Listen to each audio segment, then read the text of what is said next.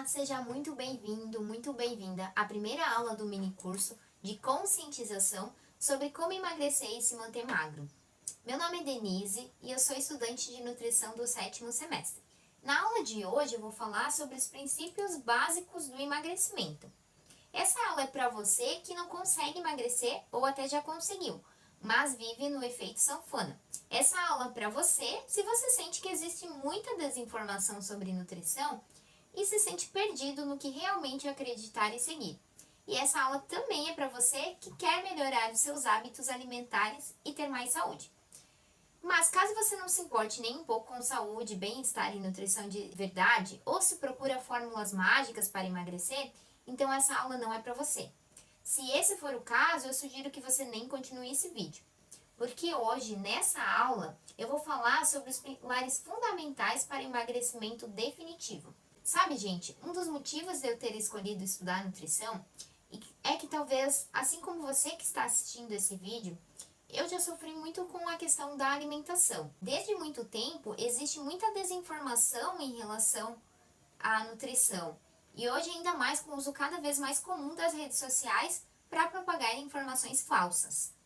Com isso, as pessoas se sentem muitas vezes desorientadas e confusas com informações tão inconsistentes entre si. São tantas informações sensacionalistas sobre os alimentos que as pessoas muitas vezes têm medo de comer e até acabam desenvolvendo transtornos alimentares. Eu me lembro muito bem de uma época em que eu tinha uns 17, 18 anos e eu quis cuidar mais da minha alimentação, por questões estéticas e de autoestima. Lembro de presenciar tanto terrorismo nutricional nas redes sociais que eu comecei a desenvolver um certo medo de comer alimentos como feijão, por exemplo. Eu até melhorei em alguns aspectos, deixando de ingerir refrigerantes e consumindo mais frutas e verduras.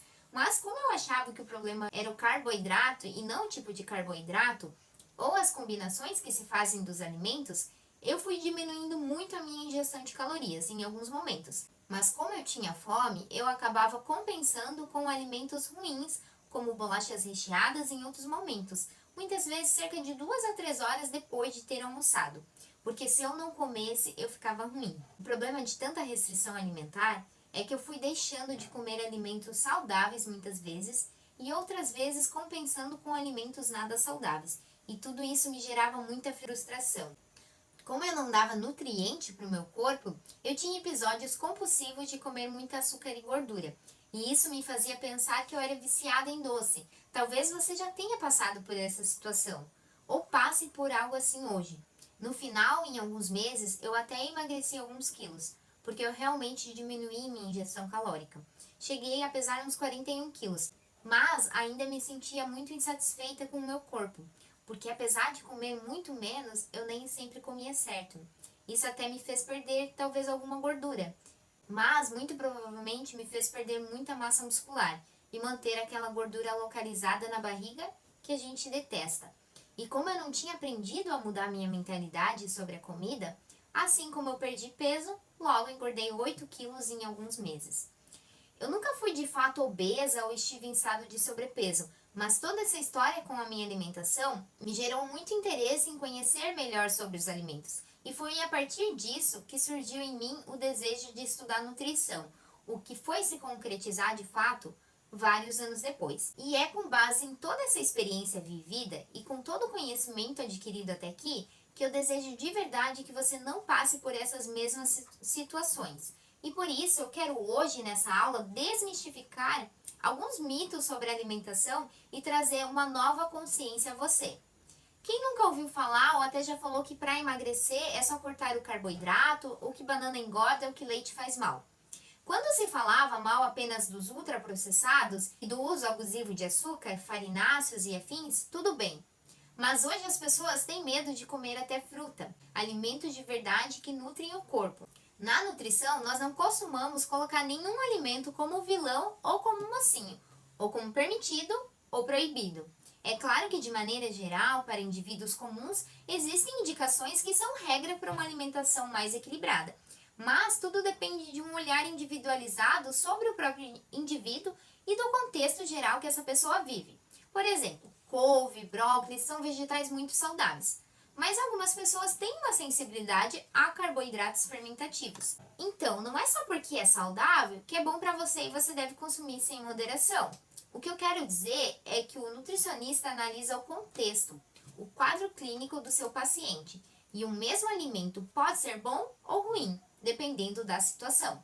Como, por exemplo, em pacientes que têm alguma alergia ou intolerância a algum alimento, uma síndrome do intestino irritável ou até alguma toxicidade no organismo com o consumo de alimentos que para a maioria das pessoas é saudável, que é o caso de doenças genéticas.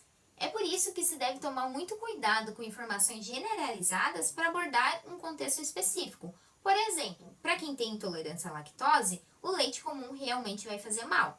Mas é preciso muita cautela ao ler ou assistir matérias sobre os alimentos sem embasamento científico, ou mesmo ao propagar informações sem o devido conhecimento, porque é aí que surge o terrorismo nutricional. E é aí que pessoas que já têm uma tendência a um transtorno alimentar, por exemplo, podem acabar desenvolvendo ou acentuando isso por meio de toda a pressão social e por causa da desinformação. E é aí que está a diferença entre contextualizar uma situação e ter o conhecimento sobre o que se fala. Além disso, o equilíbrio entre a quantidade e a qualidade dos alimentos é o fundamento para emagrecer e ter mais saúde, o que significa que dentro de um contexto de uma alimentação super saudável, comer um brigadeiro eventualmente não vai te fazer engordar, mas comer 10 brigadeiros talvez faça.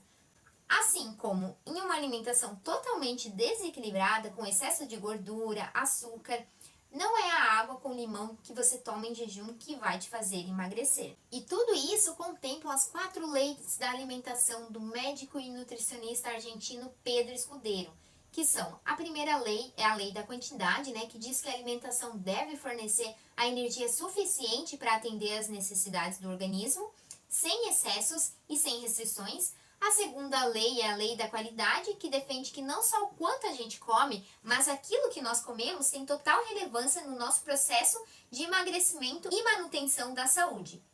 A terceira lei é a lei da adequação, que diz que a alimentação deve ser adaptada às características individuais de cada pessoa, como gênero, idade, nível de atividade física, o estado de saúde, a cultura, condições socioeconômicas. E a quarta lei, que é a lei da harmonia, que defende que os alimentos eles devem estar distribuídos no prato de forma equilibrada, com proporções adequadas de carboidratos, proteínas e gorduras, evitando a monotonia e fazendo combinações que façam sentido e tragam sabor, para aumentar a aceitabilidade da dieta. Seguindo esses critérios, então, é possível emagrecer e se manter magro. Mas, primeiramente, o que é emagrecer verdadeiramente? O emagrecimento verdadeiro consiste numa mudança na composição corporal, com perda de gordura. Então, por exemplo, se você se pesou na balança em um determinado horário do dia e em outro horário você perdeu ou ganhou 300 gramas, isso não significa que você engordou ou emagreceu. Pode ser que você esteja com mais retenção de líquido e na balança representa um ganho de peso, ou que você tenha perdido líquido por algum motivo, e na balança aparece como perda de peso. Por isso, o ideal é que você se pese sempre nos mesmos horários e não todos os dias, para evitar paranoias em relação ao próprio peso. De preferência, se possível, é bom que você se pese pela manhã, com roupas leves, após fazer xixi e em jejum, para um comparativo mais fidedigno possível. Além disso, a gente sabe que a balança nem sempre é o melhor parâmetro, porque uma análise precisa da composição corporal vai muito além de comparar somente peso e IMC, já que o músculo é mais denso que a gordura. Então, significa que 1 kg de músculo ocupa menos espaço no corpo que 1 kg de gordura. Então, às vezes, alguns indivíduos são considerados eutróficos, ou seja, com peso normal, tendo como comparativo o IMC, mas possuem uma composição corporal ruim, com percentual alto de gordura e pouca massa muscular. E esses mesmos indivíduos muitas vezes buscam orientação nutricional e melhoram muito a sua composição corporal, ganhando até alguns quilos na balança, mas perdendo gordura ao mesmo tempo que desenvolvem mais músculos. Só para vocês terem noção, essa imagem aqui mostra 1 kg de gordura em relação a 1 kg de músculo. Vamos lá para os fatores fundamentais, então, para o emagrecimento. No início da terapia nutricional, a gente busca regular 3 pontos básicos para emagrecer e para a saúde no geral, que são o sono, o exercício físico e a hidratação. E o porquê esses pilares são tão importantes é um assunto para um próximo vídeo. Se você tem interesse em saber mais, acompanhe as aulas porque eu vou falar exclusivamente desse assunto numa videoaula. Então, depois de alinhar esses 3 pontos, é possível fazer as alterações nutricionais necessárias. O emagrecimento ele pode ocorrer de algumas formas. Uma delas é quando eu elevo a taxa de metabolismo basal, ou seja, quando o meu corpo passa a gastar mais energia em repouso.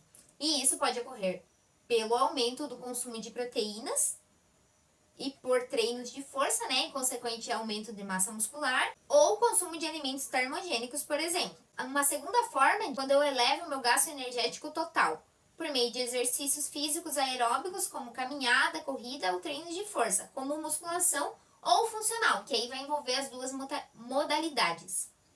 E uma terceira forma de perder peso é quando eu diminuo o meu consumo de calorias. Todos esses fatores têm um ponto em comum, um balanço negativo entre o que consumimos de calorias e o que nós gastamos, que é chamado na nutrição de déficit calórico. Então, se você consumir menos calorias do que gasta, você vai ter déficit calórico e, consequentemente, vai emagrecer. Falando assim, parece muito simplista emagrecer, e realmente é. Mas o valor nutricional dos alimentos que você consome é que vão determinar a qualidade e permanência do teu emagrecimento. Você pode até emagrecer rápido e bastante seguindo as dietas da moda, dicas de influencer, fazendo jejum, dieta cetogênica, da sopa, da lua, ou seja lá o que for. Mas se você não tiver uma boa estratégia nutricional, você vai viver nesse ciclo de emagrecer e engordar, e bagunçar todo o seu metabolismo. Mas aí vão algumas dicas práticas para você de fato emagrecer e se manter magra. Em primeiro lugar, e eu acho que eu já enfatizei bastante isso aqui até agora, mas é primordial que exista uma mudança de mentalidade. Comece a pensar, o que a comida representa para você? Você vê o alimento como algo necessário para suas necessidades vitais? Como uma forma de representar a sua cultura, conviver socialmente? Ou a comida é uma fuga para todos os seus problemas? Ou até mesmo você veja a comida como sua inimiga, e aí você se castiga fazendo dietas super restritivas e no momento você não aguenta mais e desiste. E aí come tudo o que quer de uma vez só, mas se sente frustrada e culpada depois porque acha que você não se esforça o suficiente para emagrecer. Comece a refletir qual é a tua relação com a alimentação. Quando você está triste ou estressado, ou quando está alegre. E se a sua relação muda nessas situações e você chuta o balde e depois se arrepende, é muito provável que a tua dificuldade em emagrecer esteja mais relacionada à sua mentalidade do que propriamente ao seu metabolismo. Ainda sobre essa questão de mentalidade, é muito importante que você desenvolva o hábito de comer com consciência plena. E isso significa assumir as suas refeições. Você é do tipo que diz que não come quase nada e mesmo assim não consegue emagrecer, mas vive beliscando o dia todo? Mas aí você culpa o seu metabolismo lento por não conseguir emagrecer? Um grande problema é que uma parte considerável das pessoas que está com sobrepeso ou obesidade não é totalmente sincera em relação ao que come e o quanto come. Ou muitas vezes não tem total consciência do que come num dia inteiro. E isso atrapalha muito o acompanhamento nutricional e o sucesso do tratamento. Eu percebo que algumas pessoas não costumam ter um olhar atento ao que elas comem ao longo do dia e costumam contar apenas as grandes refeições, ou aquelas que elas de fato se sentam à mesa para consumir. E no fim, muitas vezes, você extrapolou as calorias necessárias só nos beliscos ao longo do dia.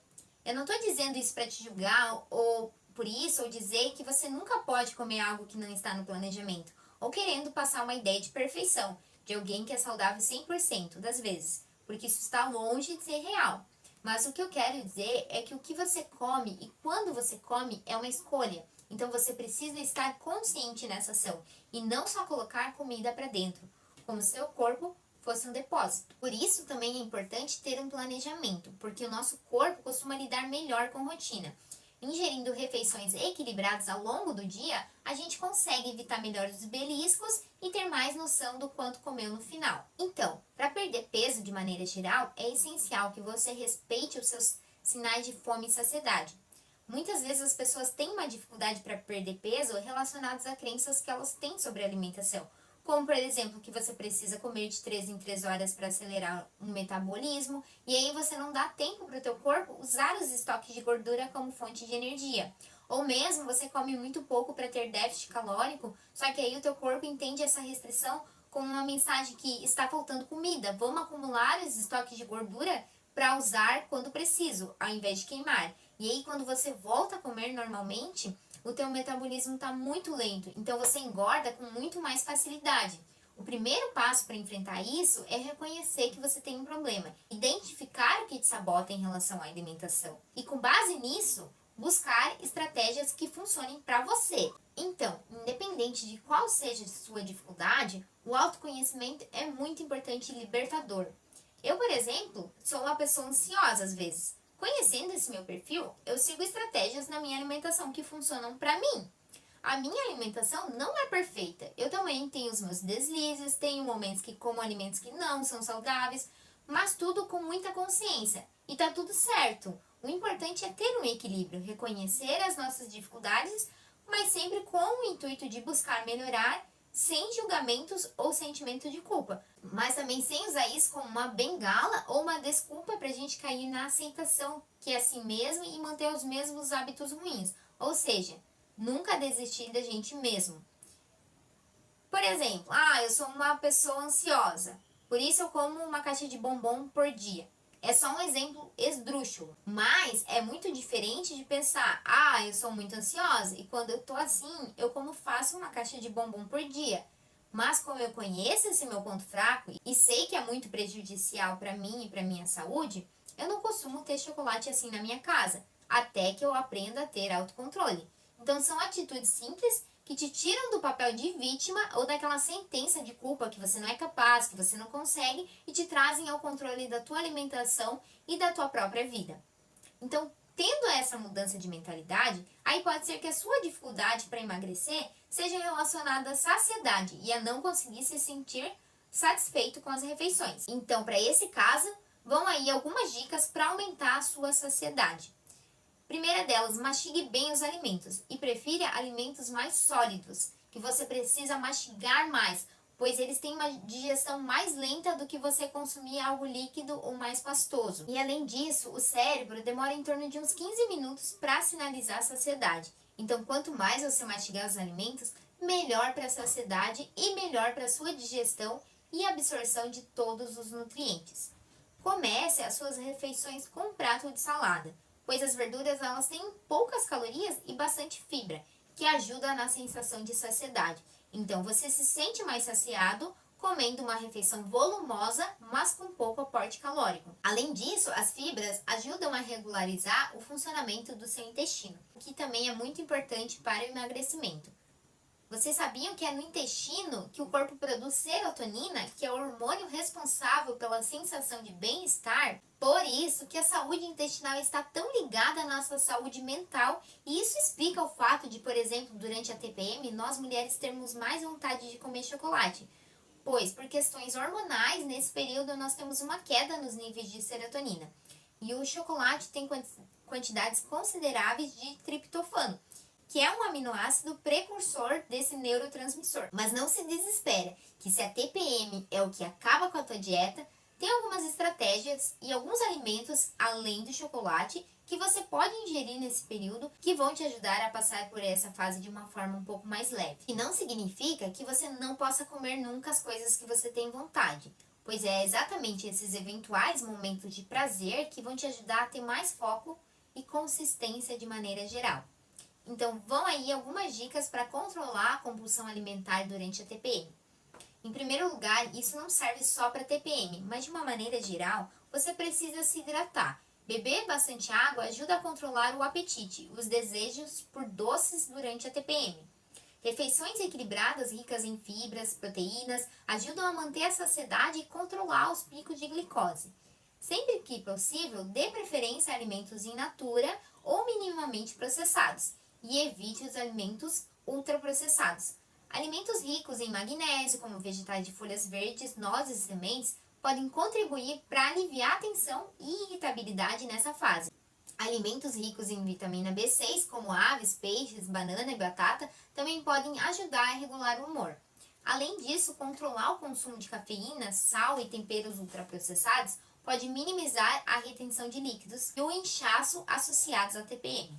E por último, e não menos importante, a prática de atividade física nos ajuda não somente a queimar as calorias excedentes, mas também a liberar endorfinas que nos trazem uma sensação de bem-estar e ajudam a manter o foco na dieta.